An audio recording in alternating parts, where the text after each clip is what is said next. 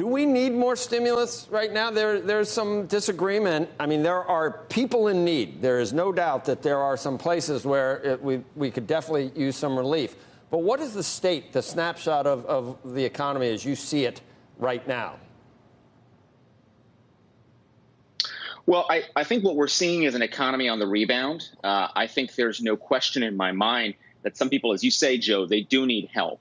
But do we need a large-scale package? I'll give you an example of a good question. Do we need to be giving state and local governments hundreds of billions of dollars of additional assistance at this point in time?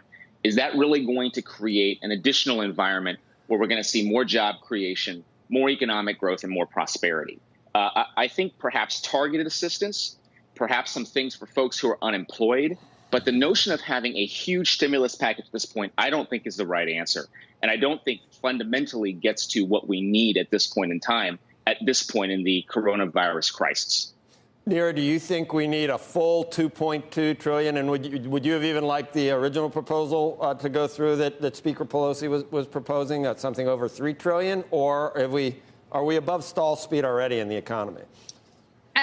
We are definitely not above stall speed in the economy. I mean, I would challenge Lonnie on this point about how much we're recovering. We're definitely recovering from our low point, but the job growth has slowed over the last month. We are actually, it's not what I think about the need for a stimulus. That's actually what, investors think about a need for a stimulus. People, JP Morgan, Goldman Sachs, cutting their projections of growth precisely because Congress is not acting. And so, and the president isn't acting, and we don't have a deal that requires additional stimulus. And I would just say on the issue of state and local funding is really about not firing teachers, not firing firefighters in the middle of this crisis. As we saw in 2009, when states contract, that hurts economic growth over the long term. It really creates a downward pressure. So that's why fiscal stimulus, state and local support is really important. But there are a lot of elements to this. And I find it amazing that the president has not negotiated directly with Nancy Pelosi over this. There's going to I saw some of Neera's comments about this debate tonight, so I can't wait to get her started on this. But I want to start with you, Alani, because weren't you're a Romney guy, right? Do you remember the first Romney debate? A lot of times incumbents. Oh, I remember.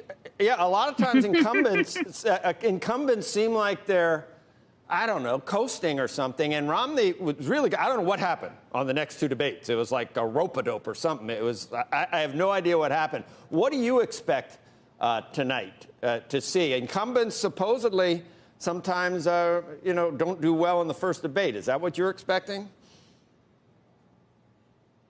Well, I think tonight's going to be a complete free-for-all, Joe. I don't think there's going to be any holds barred. I think you're going to see the president come out and do kind of a little bit of what he did in 2016, which is essentially let her rip and see what sticks.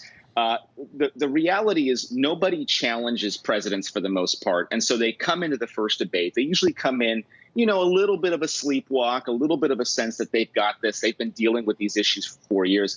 I don't necessarily think Donald Trump is in the same category. I think he relishes these moments. I think he enjoys the opportunity to be in there, having the opportunity to confront Joe Biden directly. The dynamic is interesting in this campaign, Joe. It's not like a typical campaign where you've got both people out there campaigning a bunch. The president's only recently restarted a heavier schedule. Joe Biden has been in his basement essentially for the last couple of months. He hasn't put on a very tough schedule either. So we're going to see what the dynamic is. But presidents, they definitely have the potential to walk into the trap.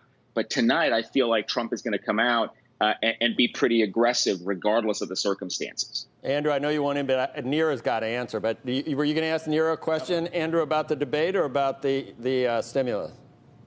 I was going to go stimulus with a second question about the debate, but why don't we get Neera's views on the debate first? I think we should, yeah. I think actually if Donald Trump is no holds barred in this debate, it will be a mistake for him because he has a fundamental challenge, which is in the suburbs. He's right now losing particularly suburban women at large numbers. He needs to change the calculus. And if he thinks doing the things he does throughout his presidency of attacking people, kind of viciously attacking Biden is going to help him. I mean, from a partisan perspective, I would say have at it, but I think that's very poor advice for him. I think he actually he has to explain to people why his mishandling of the virus isn't what they think it is. He has to change people's perception on issues like divisiveness. That's his opportunity here. And and he doesn't have that many opportunities left. I think I actually worked on Joe Biden's debate prep in 2008, many years ago, when he was up against Sarah Palin. I think he really focuses on how policies affect people's lives. I think he'll try to do that tonight. Shepard Smith here. Thanks for watching CNBC on YouTube.